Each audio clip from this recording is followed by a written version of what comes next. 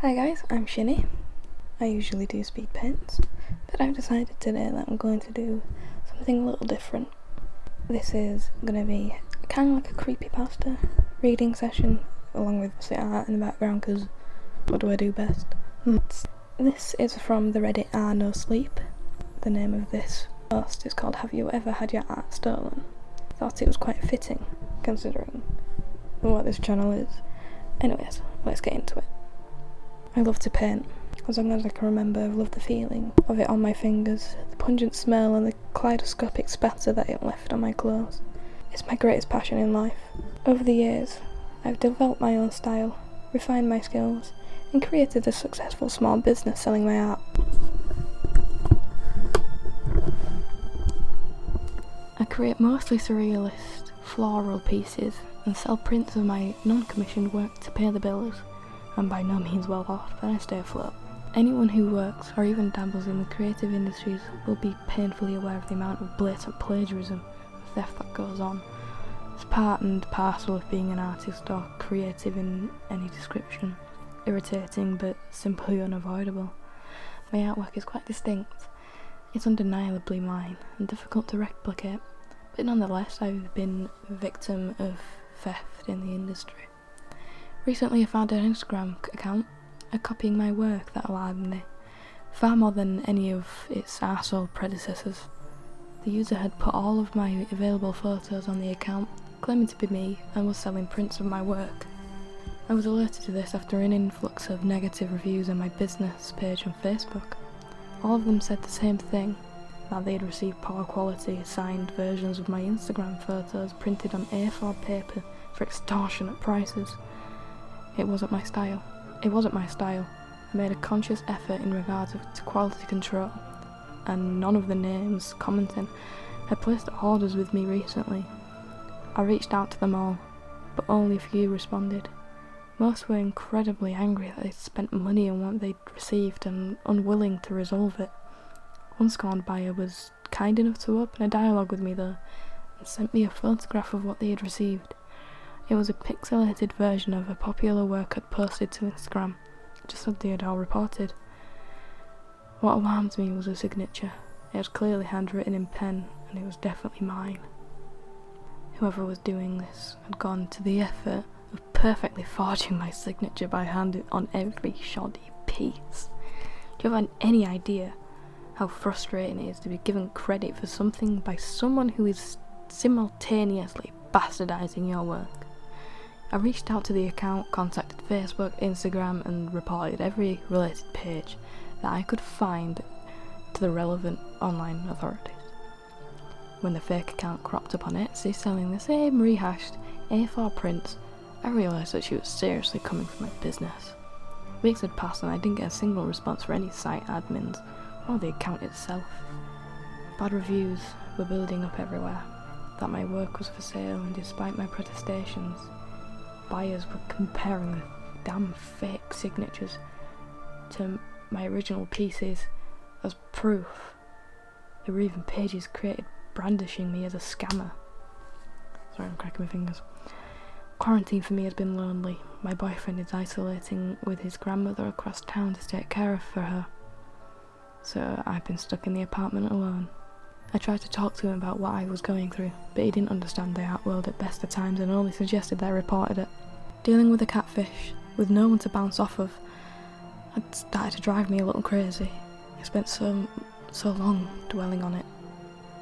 After a week or so of inactivity from her, I decided I needed to let it go. Start again and try to recoup my losses. But then she upped the game. I've always been careful to keep my businesses separate from my personal life. I'm not exactly a social media fan, but I understand that it's a very necessary evil with what I do. For myself, I only have one very private Facebook account for friends and family.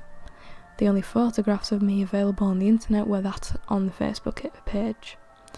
It's also the only place I have my real name instead of my business one. So when I saw the Instagram account that had been bothering me start to use my real photographs, it turned the situation from frustrating to sinister.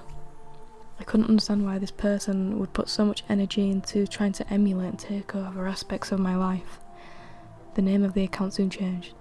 She didn't care they no longer matched my business alias. She was brazen. Evelyn James. It was clever. Even those close to me know how intensely private I prefer to be. My boyfriend sent me a message expressing his amazement that I had decided to go public with my face. I tried to tell him that it was all the doing of this account I'd been ranting about, but he merely feigned a little interest. The inclusion of a real name and a photograph lost any customers left who believed my pleas that I was being copied. They all thought that it was concrete proof that I was the thief, the one responsible for all the A4 monstrosities. She put a Facebook status and pinned it to her business page.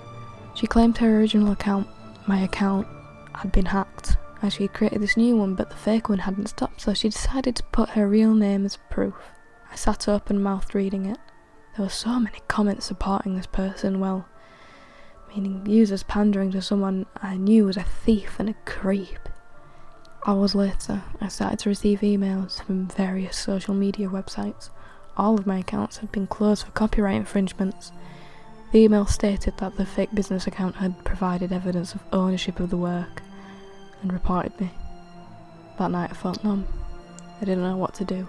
I requested copies of the evidence from all the sites I'd been banned from, and didn't receive a single response from any of them. I suppose if they believed me to be the plagiarist, then there'd be no reason to continue talking to me. I decided the only thing I could do was go to the police. I resigned myself to calling them in the morning and reporting the identity theft. I'm no expert, so I couldn't come up with another option, and my business was small, but I hoped they could help. I didn't sleep all that night, drifting off eventually on the sofa. I woke up the next morning with my phone on my chest, laptop on the coffee table, right in front of me. I felt my bones crunch as I tried to straighten myself into an upright position, and when I came a little more to, and my joints started to click into place, I reached for my phone and noticed a notification from my boyfriend. It was a text message. "Hey baby, I knew we shouldn't be seeing each other at the moment, but last night was so fucking good. I've missed you." I hadn't seen him. I'd spent the night on the sofa, stressing about the death of my business. I had no idea what he was talking about. I texted back asking what he meant, and immediately started to panic. The situation made me think about the account that was stalking me. They seemed to be good at a great imposter. Had they faked my boyfriend's number to somehow freak me out? I should have called the police immediately, but I wanted to check her page, see if she'd posted anything new before I went out to them with evidence. She had. It was another photograph. Again, it was unmistakably me. Well, it wasn't. The girl in the photograph was identical, and she held a painting that wasn't one of mine, but was a dead ringer for my style. Unique signature on the bottom. I started to feel a little sick. The room she was in wasn't one I recognised, but if I didn't know any better, I would have argued it was me in the photo to anyone. My phone buzzed. Another text, this time it was from my mum, and it came attached with a photograph. "Hi honey, thanks for dropping that stuff off for us. It was so good to see you in person." The photograph attached showed the same girl, me, standing outside my parents' front door, waving at the camera. It was just a photograph, but I could swear I was staring at myself through the phone. A smug look of victory in my fake me's eyes. She was so perfectly identical. It would have been utterly unachievable to look that alike even with the best of surgeons. I was terrified. The hairs on covering my body stood on end. I went through so much paranoia. Was she watching me? How did she know where my family lived? My boyfriend. I ran to the bathroom and threw up, realising what his text had truly meant. She wasn't just out to steal my business, she was out to steal my life. I was so agitated my whole body started to itch, I couldn't take it anymore.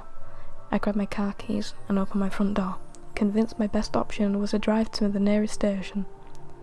Despite the pandemic, I couldn't risk it. She couldn't steal my face if it was right in front of the officers.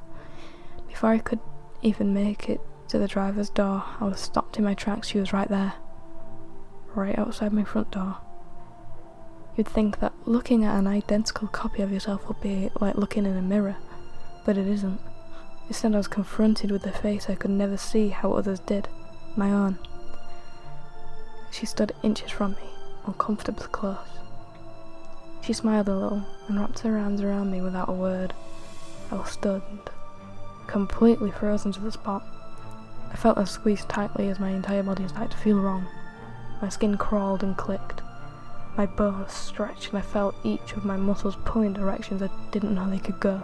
I felt no pain, but more of an indescribable discomfort. She let go and took 2 steps back.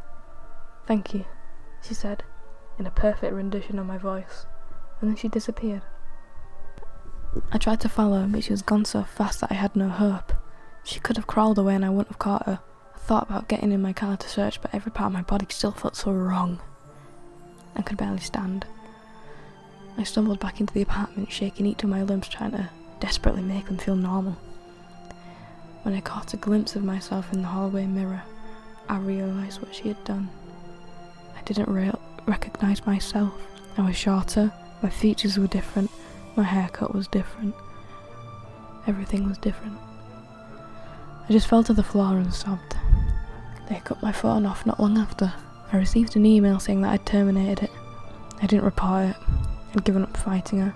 My bank account followed. Every password had been changed. I've been a week and I have no electricity, no food, and a face that isn't mine. I barricaded the door, blocked every window out of paranoia. I can't go to anyone because no one will believe me. I don't even look like myself. I've tried to paint but I can't, not without my real hands. It's taken me a lot to post this here, but after reading some of the stories I think you're the only folk that might understand. No one here will steal my work, right? Well, that was my first creepypasta style story, even though it's on No Sleep instead. This one was called, like I said at the beginning, Have You Ever Had Your Art Stolen? And was posted to the No Sleep Reddit. I'll have it linked in the description below.